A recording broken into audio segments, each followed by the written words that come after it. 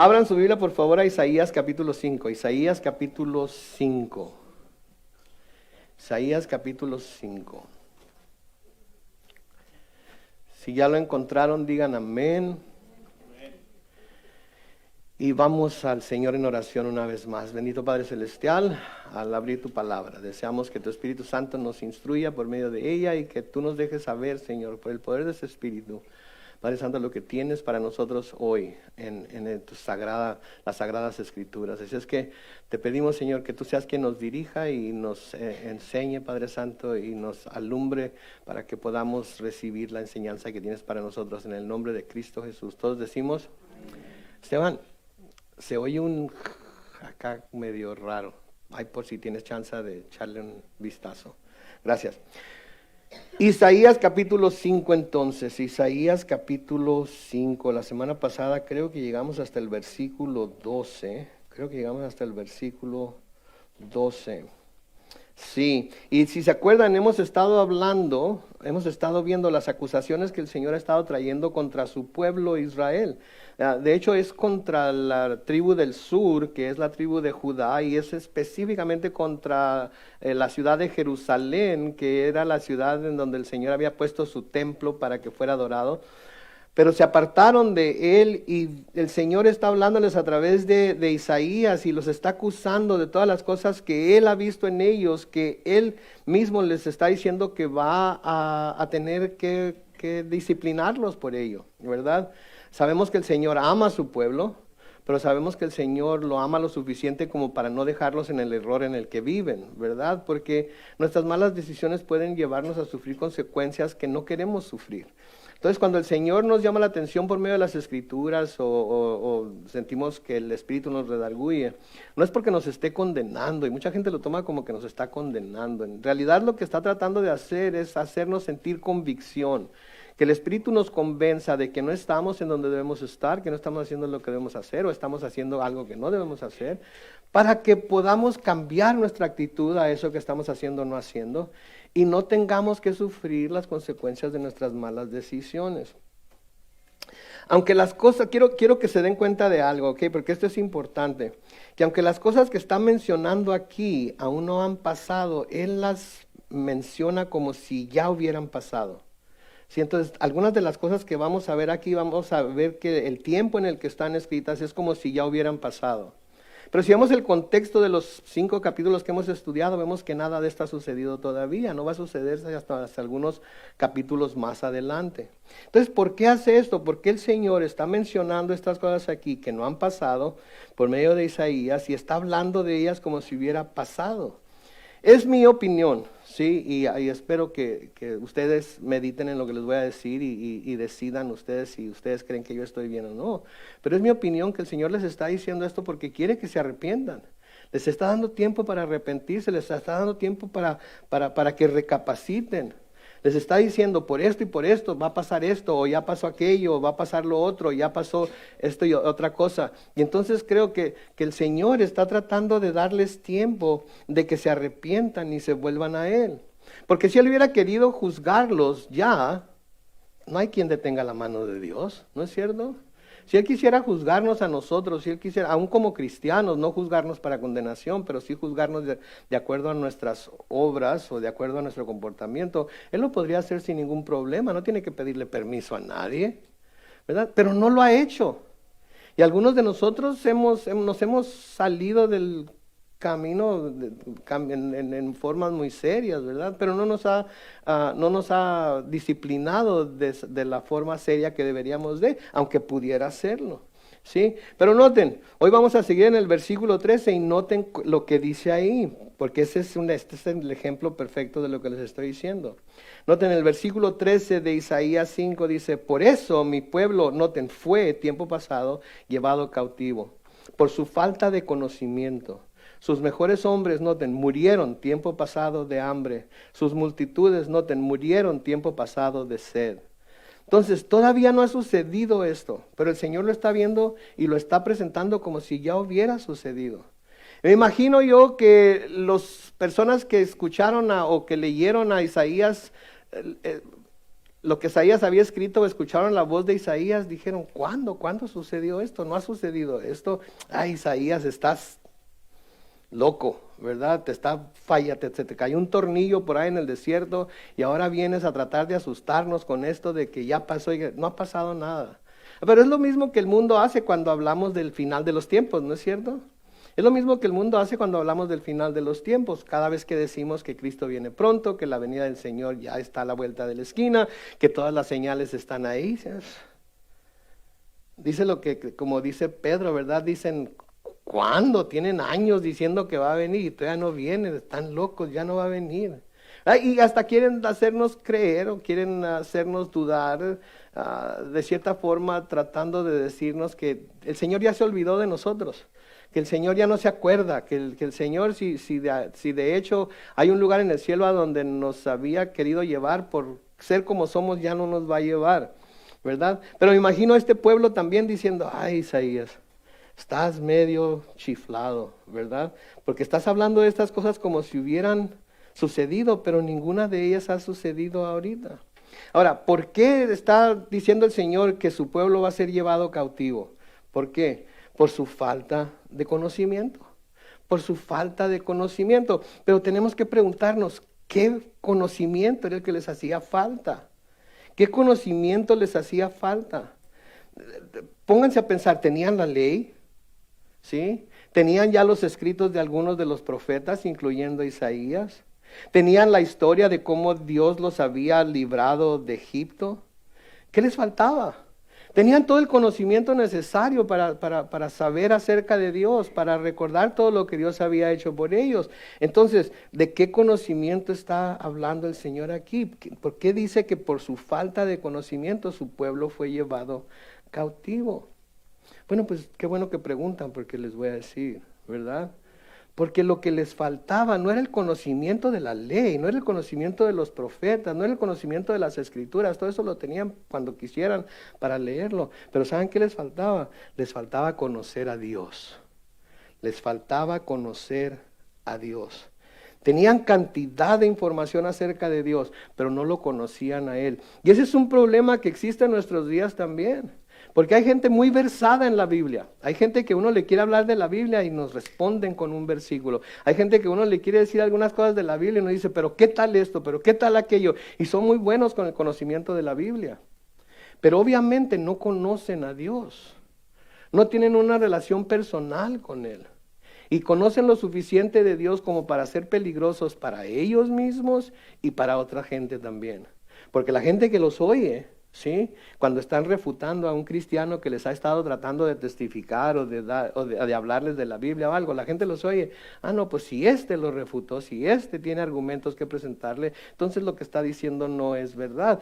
Pero nunca se dan cuenta de que quizás está citando los versículos que está citando fuera de contexto, tratando de aplicarle de una manera equivocada. Y eso es muy importante, como siempre les he dicho, lo más importante al estudiar las Escrituras es el contexto, y luego el contexto, y luego el contexto, ¿verdad? Porque un texto fuera de contexto se convierte en un pretexto. Sí, entonces, eso es lo que está, se fueron llevados cautivos por falta de conocimiento, pero no era falta de conocimiento didáctico, de conocimiento de religioso, no, era falta de conocimiento de Dios. Tenían cantidad de información acerca de Dios, pero no lo conocían a Él. Saben, yo traigo en mi iPad, traigo en mi teléfono, tengo en mi computadora miles de libros. Sí, puedo decir miles de libros a mi disposición, ¿sí? Y puedo ver teología y puedo ver lo que esto dice en hebreo y lo que esto dice en griego y puedo ver lo que sucedió hace miles de años en Israel, etcétera, etcétera. Y todo eso puede llegar a ser conocimiento que guarde en mi cabeza, pero si ese conocimiento no llega hasta mi corazón y transforma mi corazón y lo hace más como el corazón de Dios, de nada me sirve todo ese conocimiento. De nada me sirve, es como el que estudia para doctor pero nunca practica medicina. ¿De qué le sirvió todo el tiempo que invirtió, todo el dinero que invirtió en su educación si no va a practicar la profesión para la que se preparó? ¿No es cierto? Entonces, tenemos que tener mucho cuidado con ello, Sí, tenemos que tener mucho cuidado porque tenemos mucha información a nuestro alcance. Cualquier cosa que yo diga, pueden googlearla aquí ustedes y pueden saber instantáneamente si estoy diciendo la verdad o no. Sí, si menciono estadísticas, si menciono lugares, si menciono personas históricas, ustedes pueden checar el Google luego, la verdad. Ya no más que mentiroso el pastor. Dijo que millones y millones y millones. Y no es cierto, son nada más 3 millones. Pues sí, millones y millones y millones. No, no es cierto, no es cierto. Pero, pero sí es cierto, todo lo pueden checar y comprobarlo, ¿no es cierto? Todo lo podemos checar y comprobarlo. Nunca ha habido más información diseminada a tanta gente como lo hay ahorita.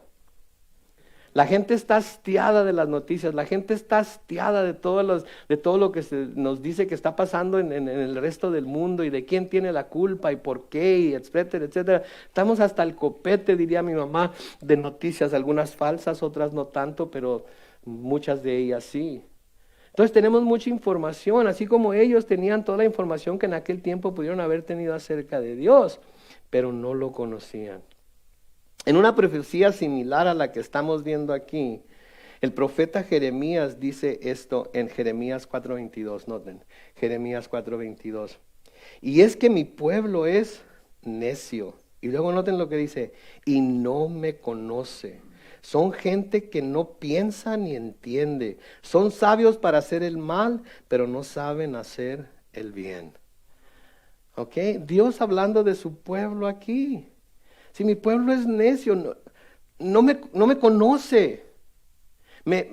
Dios se había manifestado a los israelitas de muchísimas maneras, desde que llamó a Abraham, desde que llamó a Jacob, desde que llamó a Moisés para que lo sacara de su esclavitud. Dios se había manifestado en muchísimas formas, partió el Mar Rojo, partió el río Jordán, derrotaron a Jericó sin ningún problema, etcétera, etcétera, etcétera. Y aún así el Señor puede decir de ellos, no me conocen. No me conocen, mis hermanos, que no se vaya a decir eso de nosotros, que no conocemos a Dios. Que tenemos mucho conocimiento de Dios, pero no lo conocemos a Él personalmente. No lo conocemos a Él personalmente. De nuevo, noten, son gente que no piensa ni entiende. Son sabios para hacer el mal, pero no saben hacer el bien. Entonces podemos constatar aquí que se puede tener toda la información del mundo acerca de Dios, y aún así no conocer a Dios. Todo lo que Dios nos puede decir a través de los estudios y predicaciones y lecturas bíblicas y tiempos devocionales y cantos que cantamos, etcétera, etcétera. Mis hermanos, de nada nos sirven si estos no nos mueven a querer conocer más al Dios que adoramos. Y entre más lo conocemos a través de cómo Él se manifiesta a nosotros, a través de las Escrituras y de las cosas que hace en nuestra vida, eso debe de despertar un deseo de conocerlo más y más y más y más y más, porque Dios es un Dios infinito que con nuestro cerebro finito nunca vamos a poder lograr entender completamente. ¿Sí? Uso la relación de novios seguido, pero acuérdense de la relación de novios cuando se estaban conociendo. No se querían separar, querían seguir conociendo, hablando más, no se acababa la plática, no se acababan los temas, siempre, es que tú eres la más hermosa, no, tú eres el más guapo, no es que tú eres la más bella, no, tú eres el más bonito, y es que, etcétera. Siempre había algo nuevo de qué hablar. Mis hermanos, así debe ser nuestro amor con el Señor también. Nunca vamos a llegar a conocerlo por completo con esta mente finita que tenemos. Y todo lo que hacemos en la iglesia, todo lo que hacemos al leer la Biblia y todo eso, debe despertar en nosotros ese deseo de conocerlo mejor. Ese deseo de conocerlo mejor. Ahora, si alguien les preguntara, ¿cuál es la mejor manera de conocer a Dios? ¿Qué dirían ustedes?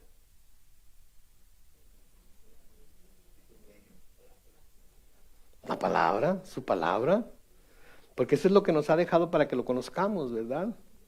Mucha gente busca experiencias espirituales, ¿verdad? Tener sueños, visiones, ¿sí? Escuchar voces, ver sombras. Mucha gente busca esas emociones espirituales, esas manifestaciones espirituales. Pero saben que el diablo también puede proporcionarle a la humanidad de emociones y experiencias espirituales también. Acuérdense, él es espíritu también. y tiene muchísimos demonios, espíritus a su disposición. ¿Sí? Mira la viejita que ella, mira cómo está orando, mira. No han oído ese de aquella viejita que se le acabó el dinero, ya no tenía dinero, ya no le llegaba el cheque de Social Security y no tenía nada que comer. Y estaba ella sentada en su cocina, pegada a la ventana, orando: Señor, no tengo dinero, no tengo nada en el refrigerador, no tengo que comer, Señor, tú que eres mi proveedor, manda pan. Si a Isaías pudiste enviarle cuervos para que le llevaran carne, etc., mándame a mí pan también. Y dice el cuento que iban dos vagos pasando por la ventana de la viejita y acababan de ir a la panadería de la esquina a comprar pan recién hecho. Y cuando pasaron por abajo de la ventana, escucharon a la viejita que estaba diciendo: Señor, mándame pan, tengo hambre y no tengo nada que comer. Y le dice un vago al otro: oye, la viejita le está pidiendo a Dios que le mande pan, que si le aventamos unos cuantos virotes para que crea que fue Dios el que le aventó. Y si no, pues agarraron el pan y se lo aventaron por la ventana, ¿no? Y se quedaron a escuchar a ver qué decía la viejita. La viejita abre los ojos y mira el pan y dice: ay, Señor, gracias porque nunca me has fallado. Hoy otra vez me mandaste pan, aunque tuviste que usar al diablo para traérmelo, pero me mandaste pan. Satanás también puede causar experiencias espirituales en la gente. Ahora, yo no soy de los que dicen: no, los dones del Espíritu Santo no son para nuestros días, etcétera, etcétera. Pero tampoco debemos dejarnos llevar por esas euforias espirituales que a veces mucha gente se deja llevar por ellas. Porque todo tiene que estar basado en algo. Y lo mejor en lo que puede estar basado es en la palabra, de Dios. En la palabra de Dios el Señor nos ha dicho lo que le gusta, lo que no le gusta, lo que ama, lo que aborrece, etcétera, etcétera, etcétera, lo que espera de nosotros, etcétera, etcétera, etcétera. Sí, entonces toda la información del mundo acerca de Dios, si no estamos conociendo a Dios o buscando conocer a Dios más, toda esa información de nada nos sirve. Y la mejor forma de conocer personalmente a Dios es por medio de su palabra, porque por cualquier otra cosa que lo queramos conocer, en realidad no podemos saber si es el Dios de la Biblia o no. Por eso se le llama el Dios de la Biblia. Sí, no el Dios del libro de fulano de tal, el que escribió fulano de tal. Hay autores, gente que yo he admirado como predicadores, evangelistas, etcétera, que a veces han escrito libros que, ay Dios, es para pensarse si debemos ni siquiera invertir en esos libros. Pero a veces los títulos son muy atractivos y nos hacen creer que si leemos esos libros vamos a tener un entendimiento más claro de Dios. Y están basados en la Biblia y todo lo demás, se nos dice. Pero la mejor manera es de estudiar acerca de Dios en la Biblia. Noten, en Jeremías 8, los versículos 8 y 9, Jeremías 8, versículos 8 y 9 dice: ¿cómo pueden decir que son sabios y que la ley del Señor está con ellos? Lo cierto es que la pluma mentirosa de los escribas la ha convertido en mentira. Noten el versículo 9. Los sabios se avergüenzan, se espantan y quedan consternados. Es un hecho que ¿qué? Que aborrecen la palabra del Señor. Entonces, ¿de qué sabiduría hablan? Sí, toda esa gente que se presenta como muy sabia, toda esa gente que supuestamente trae la solución para todos los problemas del mundo, ¿verdad? Si tan solo cambiamos esta actitud, si tan solo cambiamos aquella actitud, si tan solo este partido político está en el poder, si tan solo aquel partido político está en el poder, si tan solo llega a la presidencia, si tan solo se queda, todo eso, si no lo que están ofreciendo no está basado en la palabra, si aborrecen la palabra, entonces, ¿en dónde está la sabiduría que se supone que tienen? Si todo está basado en el humanismo, si todo está basado en lo que uno puede hacer por sí mismo, etcétera, etcétera, ¿de dónde sacan esa sabiduría? La sabiduría del hombre, y la sabiduría del hombre, ¿para qué nos sirve? Para nada, para nada. Entonces, si queremos conocer a Dios, debemos de conocerlo a través de las Escrituras. Eso fue lo que les pasó a los judíos cuando vino el Señor Jesucristo, ¿no es cierto? Tenían más información todavía de la que tenía el pueblo de Israel en el tiempo de Isaías. Mucha más tenían todas las profecías de Isaías. Sin embargo, cuando vino el Señor Jesucristo, no lo conocieron. Sí, en Juan 1, los versículos 9 al 11, no, en Juan 1, versículos 9 al 11, la palabra, la luz verdadera, la que alumbra toda la humanidad, venía al mundo. Está hablando de Jesús. En el mundo estaba y el mundo fue hecho por ella. Pero el mundo, ¿qué dice ahí? No lo conoció. La palabra vino a lo suyo, pero los suyos no la recibieron. ¿Por qué no la recibieron? Porque no la conocieron. No la conocieron. Si no conocemos a Dios personalmente, de una manera personal, sabemos cuando el Señor habla, sabemos lo que el Señor dice en su palabra, ¿cómo vamos a saber cuando lo que se nos está diciendo, el consejo que se nos está dando, la dirección que se nos está diciendo que tomemos, cómo vamos a saber que viene de Dios si no está de acuerdo a su palabra? Mucha gente nos da consejos, pues tú sigue tu corazón. ¿En serio? Esa es la manera, esa es lo que más confiable que tienes para tomar una decisión. Sigue tu corazón. Pues es que yo siento que es que siento paz. Cuando pienso en hacerlo, siento paz. Oh my goodness. ¿Saben que a veces se puede tener una falsa paz? Porque se puede tener lo que uno quiere, y si cree uno que porque tiene lo que uno quiere, ya con eso basta, y lo que uno quiere no es lo que Dios quiere. Entonces necesitamos buscar, conocer la palabra de luz que es el Señor para nosotros, buscándolo en la palabra. En Juan capítulo 8, los versículos 17 al 19, noten lo que dice.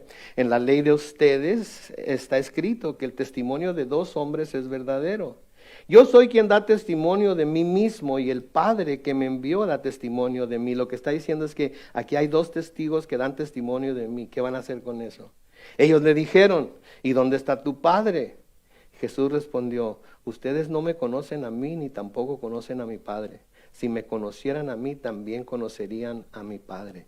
Jesús es llamado la palabra de Dios, es llamado el verbo de Dios. Y por eso les está diciendo, si me conocen a mí, conocen al Padre. Si me conocieran a mí, si buscaran conocerme a mí, conocerían al Padre. Pero porque no me conocen a mí, no pueden conocer al Padre. No pueden conocer al Padre.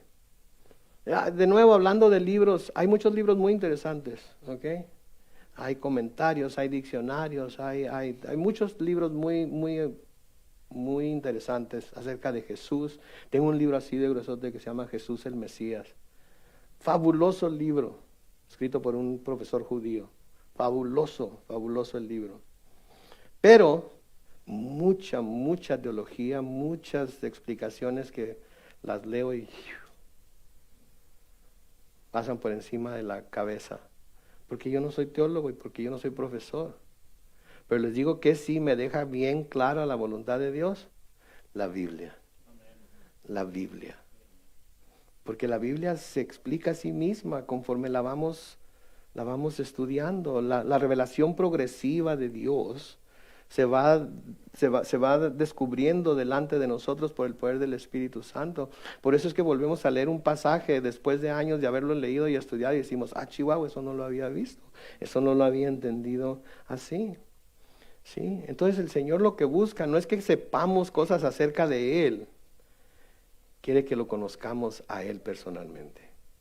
Así como Él nos conoce a nosotros, hasta donde podemos con nuestra mente limitada que tenemos. Si quiere que nosotros lo busquemos conocerlo a Él de la misma manera. Noten lo que dice el Señor a través del profeta Jeremías, en Jeremías capítulo 9, versículo 23 y 24. Así ha dicho el Señor, no debe el sabio vanagloriarse por ser sabio, ni jactarse el valiente por ser valiente, ni presumir el rico por ser rico. Quien se quiera vanagloriar, dice el versículo 24, que se vanagloríe de ¿qué? De entenderme y conocerme. Porque yo soy el Señor que hago misericordia, imparto justicia y hago volver el derecho en la tierra, porque estas cosas me complacen. Palabras del Señor. Así es que si en algo nos vamos a gloriar, no es en lo buen cristiano que somos, o es en lo espiritual que somos, o en lo más santo que todos los santos que somos. Si vamos a gloriarnos en algo, debemos gloriarnos en que conocemos a Dios personalmente, que sabemos quién es, que sabe qué lo hace, qué lo mueve, que sabemos que ama a Él, y nosotros lo que Él ama lo amamos al grado que Él lo ama, y lo que Él aborrece lo aborrecemos al grado que Él lo aborrece. ¿Sí? Y no le damos cabida al diablo pensando, pues esto no está tan mal, esto sí está más mal, esto no debería esto pues un poquito, ¿verdad? Etcétera, etcétera. No, tenemos que buscar tener el mismo corazón de Dios. ¿Sí? El profeta Oseas, profetizando al reino del norte, que estaba en la misma situación que el reino del sur, Oseas 6, los versículos 1 al 3, noten lo que escribe. El Señor, a través de Oseas, está diciéndole al pueblo de Israel, al reino del norte: vengan, volvamos nuestros ojos al Señor. Ciertamente Él nos arrebató, pero nos sanará. Nos hirió, pero vendará nuestras heridas. Ellos también estaban desterrados, y Oseas les está diciendo: vengan, vamos de nuevo al Señor.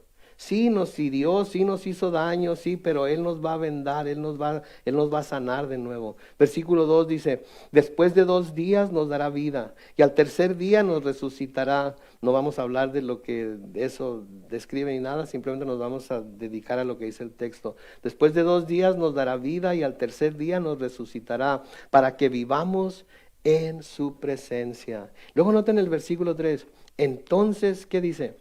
Conoceremos al Señor, y más lo iremos conociendo. Vendrá a nuestro encuentro como la luz del alba, como vienen a la tierra las lluvias tempranas y las lluvias tardías. ¿Se dan cuenta ustedes lo que está diciendo? Dice: vamos a volvernos a Dios. Sí, vamos a volvernos a su presencia, vivamos en su presencia, les dice el final del versículo 3. Vivamos en su presencia. Él nos va a resucitar para que podamos vivir en su presencia. Y entonces ahí en su presencia vamos a conocer al Señor. Y más lo iremos conociendo, mis hermanos. Nuestro conocimiento de Dios tiene que ir creciendo constantemente. Sí, tiene que ir creciendo constantemente. Como les decía el domingo, todos estamos acostumbrados a ver la cruz, a ver a Cristo crucificado, etcétera, etcétera. Pero el Señor Jesucristo logró una gran victoria sobre la muerte, sobre el pecado en la cruz. Y esa victoria nos las ha transferido a nosotros, y nos ha hecho a través de esa victoria justos como Él es justo. ¿Sí? Y Dios nos ve justos como Él es justo. Miren. Si nos hemos apartado de Dios por alguna razón, yo no sé, pero si alguno de nosotros quizás se ha apartado de Dios por alguna razón, alguna dificultad, alguna prueba, alguna tribulación, algún problema al que no le encuentran solución, algo que los está haciendo sufrir, algo que los está haciendo sentir el peso, o un peso que no se pueden quitar de encima, ¿saben qué? Él siempre está dispuesto a recibirnos de nuevo si nos volvemos a Él. Si volvemos a Él con un corazón contrito y humillado, como el hijo pródigo, Él está dispuesto a recibirnos. Si nos volvemos a Él, si buscamos conocerlo a Él, Él nunca nos va a despreciar, porque un corazón contrito y humillado no desprecia al Señor. Sí, por eso les digo que Dios les está diciendo todo esto a Jerusalén y a Judá, porque les está dando oportunidad de que se arrepientan. Se los he estado mencionando mucho, y se los voy a mencionar yo creo a través de todo el libro de Isaías. Pero ¿se acuerdan lo que les dice en Isaías 1:18? ¿Se acuerdan? Se lo tienen que memorizar, ¿ok? Isaías 1:18 al 20, ahí lo pueden ver en su Biblia. Dice: el Señor dice: vengan ahora y pongamos las cosas en claro. Si sus pecados son como la grana, se pondrán blancos como la nieve. Si son rojos como el carmesí, se pondrán blancos como la lana. Y luego dice esto en el versículo 19: si ustedes quieren y me hacen caso, comerán de lo mejor de la tierra. Pero si no quieren y son rebeldes, serán consumidos por la espada. Sí, la boca del Señor lo ha dicho. Sí, y constantemente Les está hablando de tal forma que ellos pueden volver atrás, en cualquier momento pueden volver atrás. Pero como vamos a ver al seguir estudiando el libro de Isaías, no dieron ni un solo paso hacia atrás para dejar de hacer lo que estaban haciendo.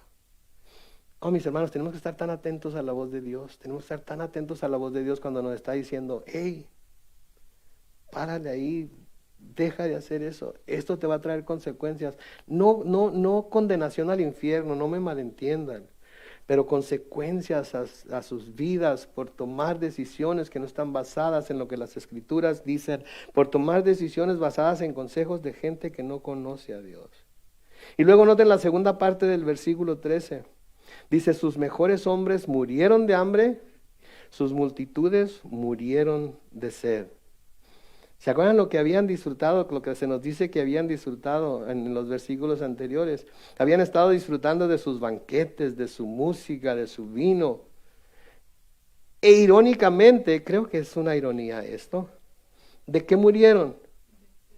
De hambre y de sed. Lo que ellos apreciaban más, lo que ellos disfrutaban más, lo que ellos tenían de más, al final de cuentas se les acabó y por falta de ello murieron de hambre y de sed. Qué irónico, ¿no? Haber estado en los banquetes, haber estado siempre suficiente que tomar, etcétera, etcétera, y luego de repente todo se seca, todo se acaba, ya no hay más y ahora se mueren de hambre y de sed. Esto es lo que yo llamo en verdad una ironía, ¿no creen? ¿Verdad? Y lo pudieron haber tenido todo todavía si tan solo se hubieran vuelto a Dios. Yo no sé por qué el hombre está empeñado en perderlo todo por causas que no valen la pena. Está empeñado en perderlo todo por causas que no valen. Debería decir, estamos empeñados en perderlo todo por causas que no valen la pena. ¿Sí? Estamos empeñados a veces en perderlo todo como el hijo pródigo porque todo lo queremos ya, porque todo lo queremos ahorita, porque no queremos esperar a Dios, porque queremos lo que queremos, cuándo lo queremos, cómo lo que queremos, y si no se nos da nos enmulamos, como decía mi papá. ¿Sí? Y dejamos ir lo más por lo menos. Cambiamos la bendición de la primogenitura, por así llamarla, por un plato de ¿qué? De lentejas, sí se lo saben, un plato de lentejas, ¿sí? Y las bendiciones que Dios nos da son mucho más grandes y mejores que un plato de lentejas, ¿sí? Y si ilustramos las cosas que cambiamos, las bendiciones de Dios que cambiamos, y ilustramos las cosas que recibimos por ese cambio como un plato de lentejas, quizás nos detendríamos un poco y diríamos, no, esto lo tengo que pensar una y otra y otra y otra vez y hasta que no esté seguro, porque así vamos a evitar tener fracaso tras fracaso tras fracaso tras fracaso en nuestra vida. Créanme, no queremos tener fracaso tras fracaso tras fracaso. Queremos ir de triunfo en triunfo, como nos dice la Biblia que podemos ir. Queremos ir venciendo a nuestros enemigos que se nos presentan para querer arrastrarnos, para llevarnos cautivos, para separarnos de la voluntad de Dios. Tenemos que hacerle caso a Dios para que no nos pase lo que les estaba pasando a los habitantes de Judá aquí. Luego noten el versículo 14.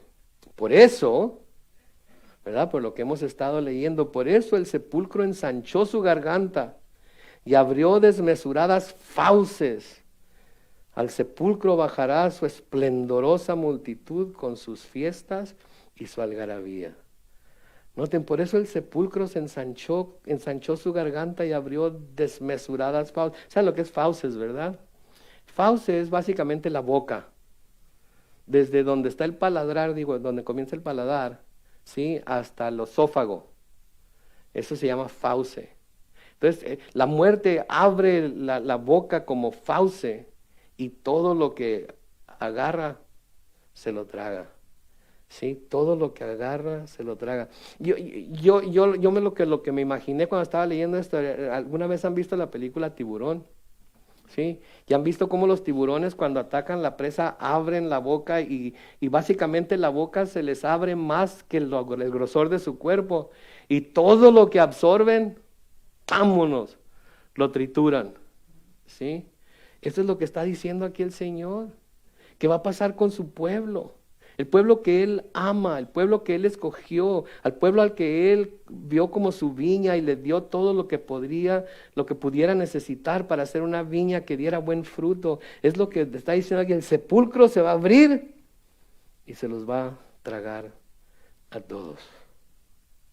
Sí, en Proverbios 27:20 se nos dice que el sepulcro y la muerte nunca se sacian. El sepulcro y la muerte nunca se sacian. ¿Sí? Escuchen esto, cada año mueren millones de personas. Mueren y son sepultados en el mundo. Escuchen esto, en el 2023, ¿saben cuánta gente murió en el mundo? 61 millones de personas. 61 millones de personas. Creo que las últimas estadísticas que miré en Estados Unidos fueron 3,25 millones de personas. Diariamente se están muriendo miles y miles de personas. Sí, la tumba no se sacia. Si el Señor no viene por nosotros, vamos a tener que pasar por esa puerta. Y tenemos que estar preparados. Sí, tenemos que estar preparados porque ninguno de nosotros sabemos cuándo se nos va a llamar a pasar por esa puerta.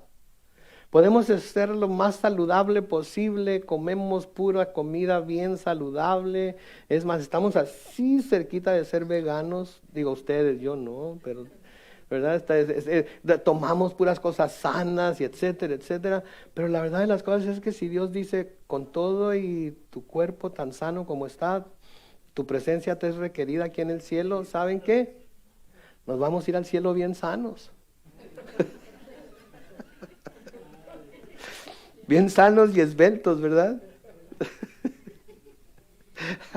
No estoy diciendo, no me malentiendan, y no estoy diciendo que todo esto no vale la pena hacerlo, ¿ok? No estoy diciendo eso en lo más mínimo. No es porque mi hija es vegana y está muy saludable. Sin embargo, yo sé que si el Señor decidiera llamarla a su presencia, toda su veganidad, para así llamarla, no le va a servir de nada, ¿verdad? Entonces no estoy hablando en contra de esas cosas, no estoy diciendo que es pérdida de tiempo. Lo único que estoy tratando de decir es que ninguno de nosotros sabemos cuándo el Señor nos va a llamar a su presencia. Y que mientras este mundo exista, el sepulcro y la muerte no se van a saciar. Y diariamente miles, si no es que cientos de miles, si no es que millones van a morir y van a ser sepultados. ¿Sí? Entonces Él les está diciendo, ¿saben qué? Esto va a pasar con ustedes. Más bien les está diciendo, ya pasó, porque todavía no se han arrepentido. Sí, de nuevo, ¿recuerdan lo que les dijo en el versículo 12? En el versículo 12 les dice, en sus banquetes tienen arpas, liras, tamboriles, flautas y vino, pero no toman en cuenta, noten, esta es la clave, pero no toman en cuenta la obra del Señor, ni se fijan en la obra de sus manos. Sí, todo eso lo tienen enfrente de ustedes, todo eso lo disfrutan, todo eso lo hacen, todo eso lo practican, les encanta todo eso, pero no ponen su mente en las cosas de Dios. No están viendo, si tan solo hubieran visto lo que Dios estaba tratando de hacer, ¿no creen? Si tan solo se hubieran fijado en lo que Dios estaba tratando de hacer por medio de lo que las palabras que Isaías les estaba dando, otra historia hubiera sido la del pueblo de Israel, pero no lo fue. Porque miren mis hermanos, Dios no determina, Él sabe lo que va a pasar, pero muchas veces Él no determina lo que va a pasar. Él simplemente dice lo que va a pasar porque sabe cuáles son los resultados de lo que está pasando, pero Él no lo causa. Sí, simplemente nos deja saber lo que va a pasar. Y mucha gente, no, es que está escrito. Pues sí, está escrito porque es historia, pero no es porque el Señor así lo manda, es porque ese es el resultado de la desobediencia y de la rebeldía y el orgullo del hombre, ¿sí? Pero eso es lo que pasa. Entonces, de nuevo, nada contra los banquetes o la música en esos banquetes, nada que en contra de ello, pero de lo que está hablando es de cómo están dejando que todas estas cosas los distraigan de lo que Dios ha hecho y está tratando de hacer entre ellos. Este es el problema. Y nosotros como cristianos tenemos que estar bien a las vivas para saber qué es lo que el Señor está haciendo en mi vida primeramente ¿sí? En nuestra vida como iglesia, también en nuestra vida como familia. ¿Qué está queriendo hacer el Señor? ¿A qué nos está llamando? Definitivamente nos está llamando a más santidad. Definitivamente nos está llamando a vivir para Él, a servirle a Él. Eso no hay vuelta de hoja. Pero hay cosas hacia la periferia que porque no son ultra espirituales, no les ponemos mucha atención y por ahí es por donde el enemigo se puede empezar a colar.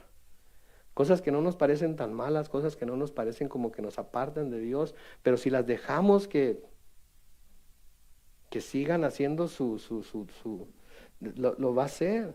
Y la verdad de las cosas es que toda la gloria, toda la fama, todo lo bueno que podamos lograr aquí en la tierra no nos sirve de nada para las cosas celestiales. De nuevo, no estoy diciendo que no los busquemos, no estoy diciendo que no nos afanemos por ellos, pero no sobremanera, no de una manera en la que se vuelve algo enfermizo, en buscar la gloria del hombre, en buscar la gloria de la tierra y no buscar la gloria de Dios.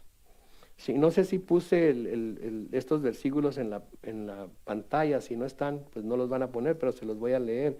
Primera de Pedro capítulo 1, los versículos 23 al 25, no los puse, pero escuchen. Pues ustedes han nuevo, y no de una simiente perecedera, sino de una simiente imperecedera, por la palabra de Dios que vive y permanece para siempre. Porque, escuchen esto, todo hombre es como la hierba, y toda su gloria es como una flor. La hierba se seca y la flor se marchita, pero la palabra del Señor permanece para siempre. Estas son las buenas noticias que se les han anunciado. Estas son las buenas noticias que se les han anunciado. Entonces, buscar la gloria aquí en la tierra, buscar la gloria del hombre pudiera verse atractivo, ¿verdad? Porque voy a ser famoso, porque voy a tener dinero, porque voy a tener esto, porque voy a tener lo otro, el respeto de la gente, etcétera. Pero todo eso es pasajero. Todo eso es pasajero, no dura mucho. Y luego noten en el versículo 15, ricos y pobres serán humillados, los de mirada altanera serán abatidos. Ok, aquí hay algo interesante que ver, ok. Ricos, noten, ricos y pobres serán humillados. Los de mirada altanera serán abatidos. ¿Saben qué nos quiere decir esto? Esto quiere decir que se sea rico o se sea pobre, se puede tener un corazón altanero, un corazón orgulloso. No todos los ricos son orgullosos y arrogantes, hay muchos ricos muy humildes, pero tampoco los pobres, ¿sí? No todos los pobres son humildes.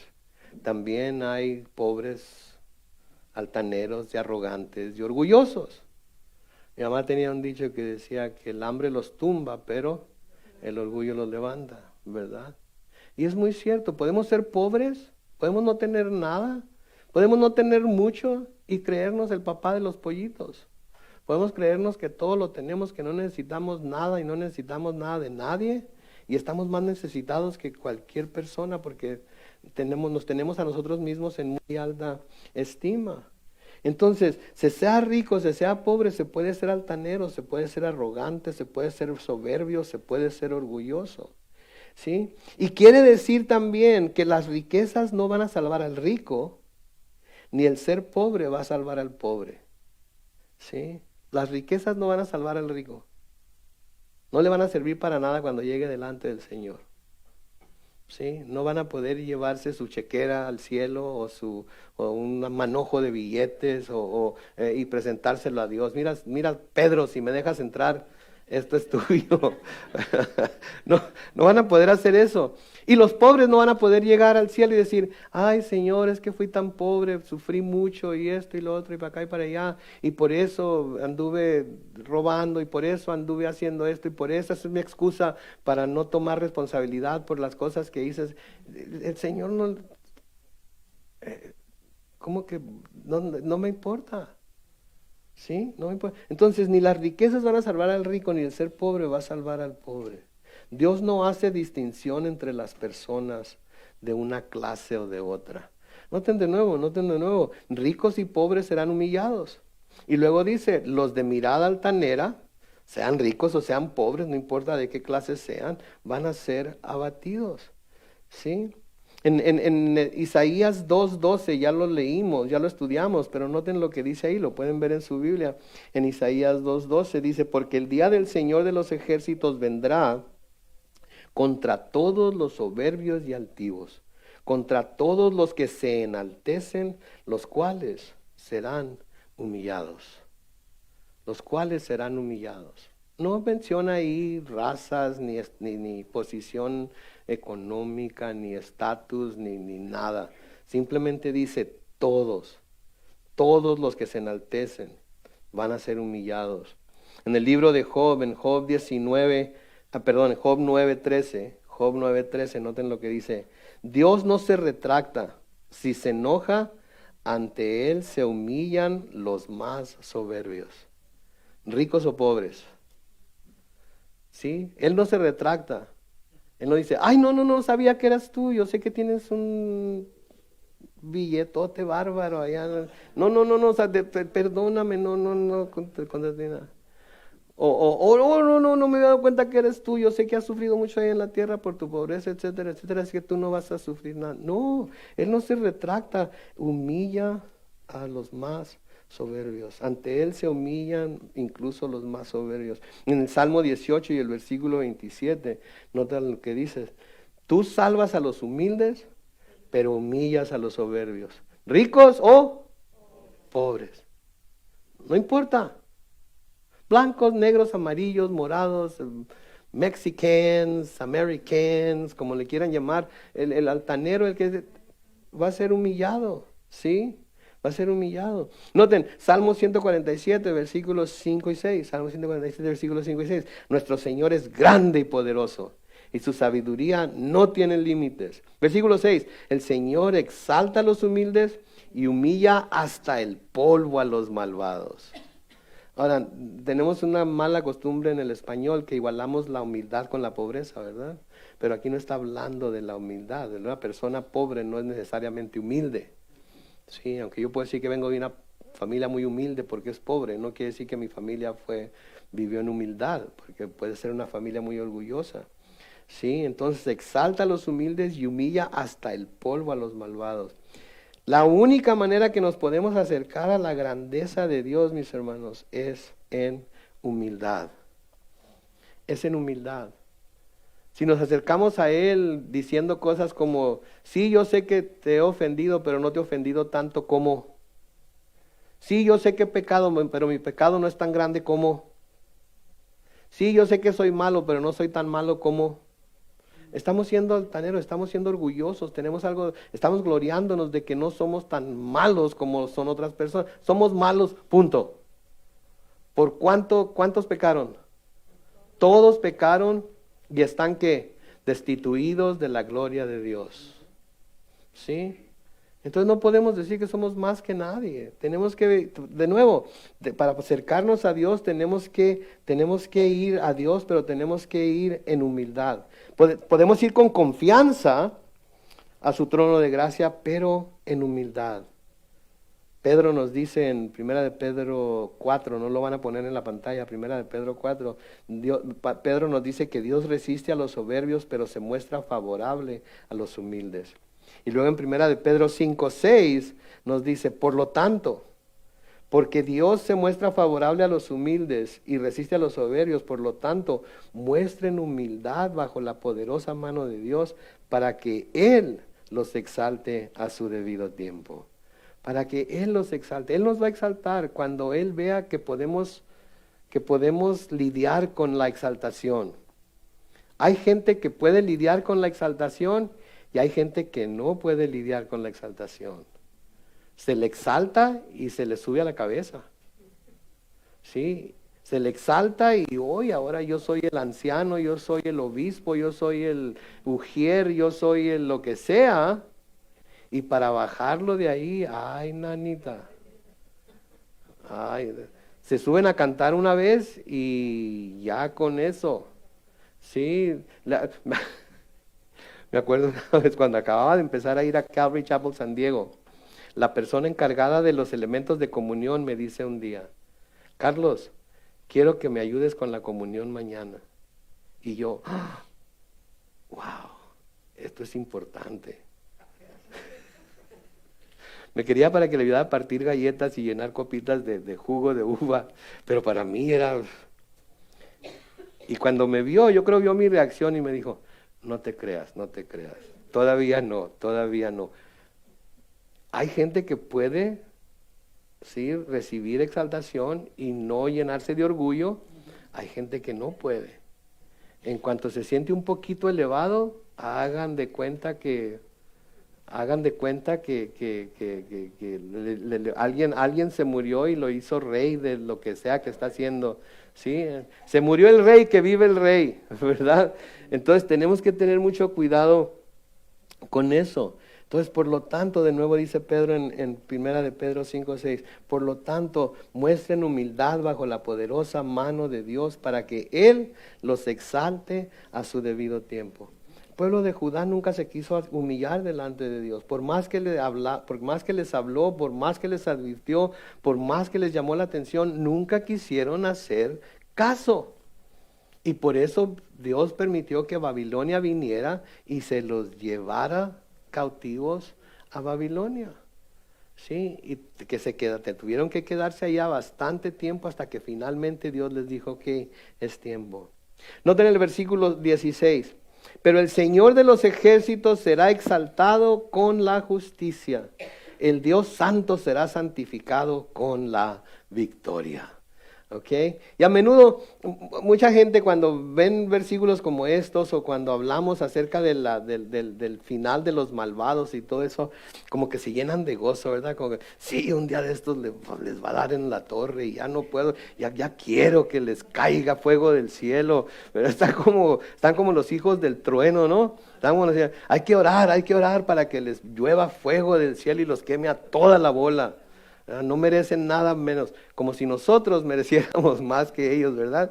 Queremos que se queme todo, pero mis hermanos, Dios no dice este tipo de cosas en el cielo y ya les va a llegar la hora, en cualquier momento, ya está por llegar el día y les voy a hacer llover fuego, chispas, rayos y centellas y voy a acabar con toda la bola de malvados pecadores no arrepentidos que no han querido acercarse a mí.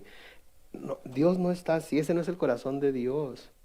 Ese no es el corazón de Dios. El corazón de Dios es que el mundo se vuelva a Él. Es que el mundo reconozca su maldad, su pecado. Que los cristianos reconozcamos nuestra maldad, nuestro pecado, en donde hemos dejado de manifestar su amor y su gracia hacia los demás. ¿Sí? Él no encuentra deleite en la destrucción del impío, nos dice Ezequiel. Él quiere que todos se vuelvan a Él. Dice, si el malvado se arrepiente, no lo perdonaré, no le daré vida yo, el Señor. Sí, entonces nunca debemos ver este tipo de versículos como que un día les va a caer la casa, un día les va a caer todo el peso de la justicia de Dios encima. No debemos desearle eso a nadie, porque horrenda cosa es caer en las manos del Dios vivo. Por eso predicamos el Evangelio, ¿no es cierto? Porque no queremos que nadie pase por esa experiencia. Desafortunadamente mucha gente va a pasar por esa experiencia como pasó a Judá aquí y Jerusalén. Pero Dios no quiere que eso suceda. Por eso está dejando a su iglesia aquí todavía, para que sigamos predicando el Evangelio. ¿Sí? Ayer fue el servicio de... ¿cómo se le llama? Memorial o celebración de vida de nuestro hermano Felipe. Sí, pues la hermana Emma me invitó a que yo diera el mensaje. Y hoy recibí un mensaje de nuestra hermana Emma. Y me dice, pastor, bueno, quiero leérselos porque esto es de lo que se trata, miren. Esto es de lo que se trata. Me dice, pastor Carlos, Dios usando su vida y la nuestra para la pesca milagrosa. Anoche una invitada se impresionó con su mensaje y quisiera asistir a la iglesia. Dios es bueno, deme la dirección. Mis hermanos, de eso es de lo que se trata, ¿sí? De eso es de lo que se trata. Anoche lo que estábamos tratando de hacer es afirmar al creyente en la esperanza que tiene en Cristo, pero despertar en el incrédulo, ¿sí? Su necesidad de que tiene que acercarse a Cristo para poder ser salvo y un día estar en el cielo. ¿Sí? Entonces, de eso es de lo que se trata. Ese es el Dios al que servimos. Sí, mía es la venganza, dice el Señor. Sí, horrenda cosa es caer en las manos del Dios vivo. Sí, sí, un día todos van a ser juzgados y todos van a ser condenados o llevados al cielo. Sí, eso es cierto. Pero mientras Él no cierre las puertas, nosotros no somos quienes para cerrar las puertas a nadie tampoco. Debemos de siempre estar listos para predicar el Evangelio, para dar testimonio de lo que Dios ha hecho en nuestra vida, para hablar con la verdad. No con coraje, no con enojo, no con odio, no con deseos de que el mundo se vaya al diablo, porque si el Señor hubiera dejado que eso sucediera antes de que nosotros viniéramos a Él, ¿qué hubiera pasado con nosotros?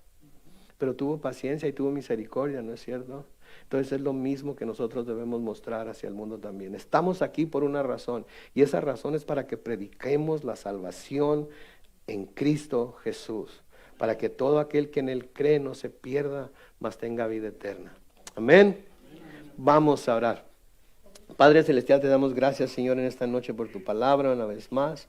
Gracias por las cosas que nos enseñas a través de ella, Señor. Gracias por ser tan paciente. Gracias por dejarnos saber que tú no quieres que ninguno se pierda, sino que todos se vuelvan a ti para encontrar en ti la salvación que has proporcionado por medio de tu Hijo Jesús. Gracias por la paciencia que tuviste para con nosotros. Gracias porque en cualquier momento nos hubieras podido llamar a tu presencia, en cualquier momento hubiera podido pasar alguna catástrofe, hubiéramos podido tener algún accidente, hubiéramos podido haber muerto en nuestros pecados, físicamente en nuestros pecados y transgresiones, y hubiéramos sido condenados al infierno. Pero Señor, tú fuiste paciente con nosotros. Pusiste gente en nuestro camino que nos habló del Evangelio. Pusiste gente en nuestro camino que oró por nosotros, que nos invitó a la iglesia, que nunca se dio por vencido, y ahora aquí estamos, salvos por el testimonio que esa persona nos dio. Ayúdanos a pagar ese favor de la misma manera, Señor, siendo testigos fieles de lo que tú puedes hacer cuando alguien entrega su corazón completo y sin reservas a ti, para seguirte, para servirte, Señor. Para reflejar tu amor y misericordia en un mundo que tanto lo necesita. Ayúdanos, Señor, a ver al pecador como tú lo ves. No como alguien que quieres condenar, sino como alguien que quieres salvar, Señor. Porque todo el que sea condenado no va a ser condenado porque tú no hiciste todo lo posible para que fuera salvo. Va a ser condenado porque él o ella no quieren acercarse a ti, no quieren volverse a ti. Así es que, Señor, ayúdanos a tener esa visión que nos das en el libro de Isaías, Señor, en el cual tu paciencia se nota para con el pueblo, Señor, que tú escogiste. Oh Dios, ayúdanos, Padre. Ayúdanos a tener ese mismo corazón de amor y gracia. Y Señor, bendice a tu pueblo. Bendice a todos los que están aquí presentes, los que nos están viendo por Facebook Live, los que nos verán por YouTube mañana, Señor. Bendícenos a todos, guárdanos y protégenos. Protégenos a veces de nosotros mismos, de la maldad que todavía hay en nuestro corazón, y danos un corazón nuevo. Diariamente danos un corazón nuevo y ayúdanos a conocerte más de lo que ya te conocemos. Queremos conocerte como tú nos conoces a nosotros, y aunque sabemos que eso no se dará antes de que lleguemos a tu presencia en el cielo, queremos conocerte todo lo que podamos conocerte mientras estamos aquí en la tierra. Así es que sé con nosotros, Señor, guárdanos, guíanos y protégenos, oh Dios, en el nombre glorioso de Cristo Jesús. Y todos dicen, amén y amén.